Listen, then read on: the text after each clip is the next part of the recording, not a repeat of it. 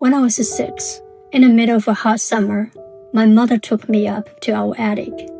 It was a place almost no one ever went. Dust lay thick on the floorboards and forgotten objects. The wooden stairs creaked beneath our feet as we climbed, weaving through piles of old things, until we reached the far end, where an old wooden bed stood waiting. My mother laid out some straw, spread a mat on top, folded a thin quilt, and hung a mosquito net. Then she turned to me and said softly, "From now on, you will sleep here." That night, I slept soundly. In the morning, gentle sunlight streamed through the small window at the foot of the bed. It slipped through the cracks between the tiles, warm, golden, peaceful. The next morning, I finally looked around the attic.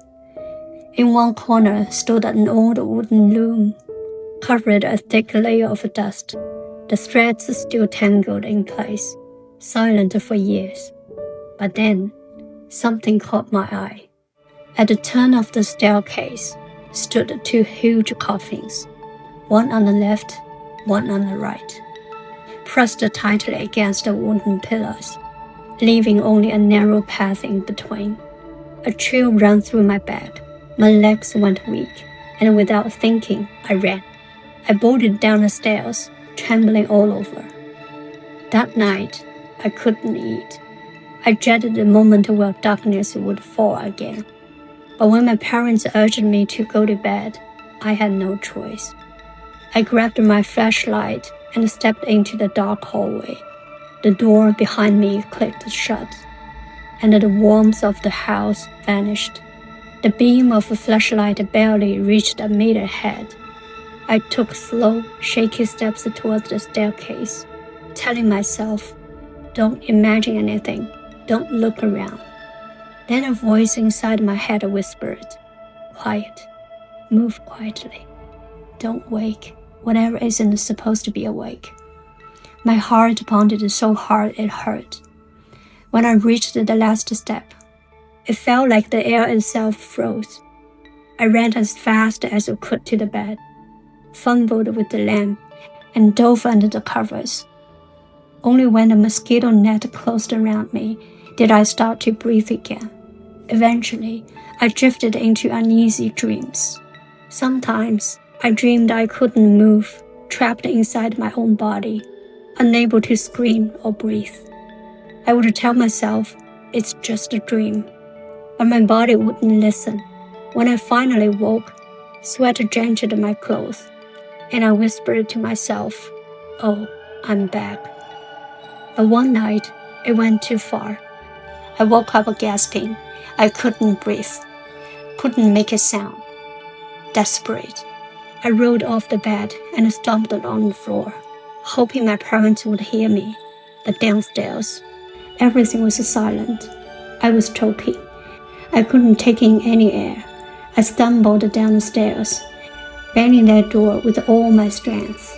When my mother opened it, she froze. My face had turned blue. My mother quickly brought a bowl of water, wet her fingers, and rubbed my neck until I could finally gasp, and then scream. The next morning, my grandma saw the marks on my neck. Her eyes filled with pain. Without saying a word, she took my hand and said, "From now on, you'll sleep with us."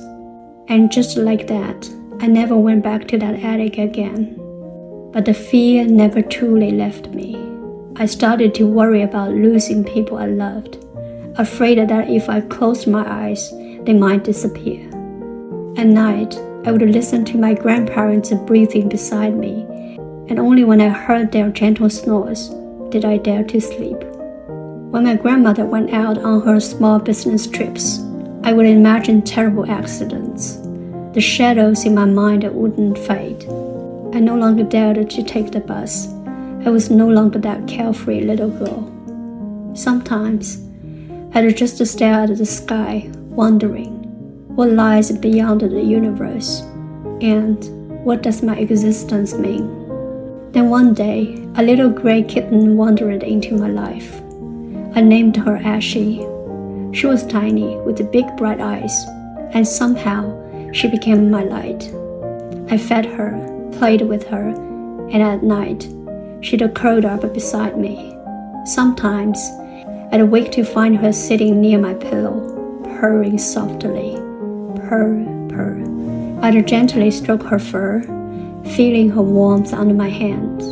For the first time in a long while, I felt safe.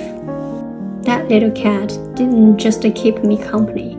She brought me back from fear, back to the world, and back to myself.